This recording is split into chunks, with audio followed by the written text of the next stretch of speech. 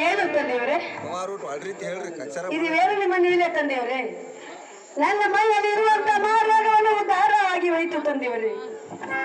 ಏನು ತಂದೆಯವರೇ? ನಾನು ನನ್ನ ಪತಿ ಮನೆಗೆ ಹೋಗಿ ಬರುತ್ತೇನೆ ತಂದೆಯವರೇ. ನನಗೆ ಆಶೀರ್ವಾದ ಮಾಡುವಂತವರೇ. ಏನು ತಂದೆಯವರೇ? ಮೈಯಲ್ಲಿರುವ ರೋಗ ಮಾತ್ರ ಉದ್ಧಾರಗಿದ್ದು ಮಾಮೂಲಿ. ಅದು ಹೇಗೆ ಗುರು ತಂದೆಯವರೇ? ಇನ್ನು ನಿಮ್ಮ ಮನೆಯೊಳಗಿನ ರೋಗ ಉದ್ಧಾರಗಿಲ್ಲ ಮಾಮೂಲಿ.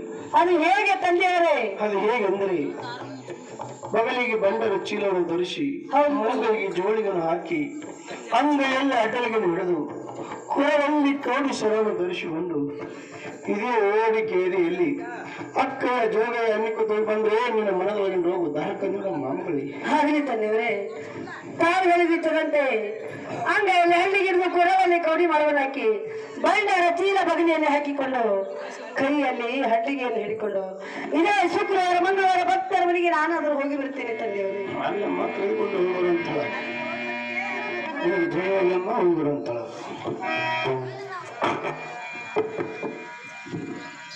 ಹಲ್ ಹಲ್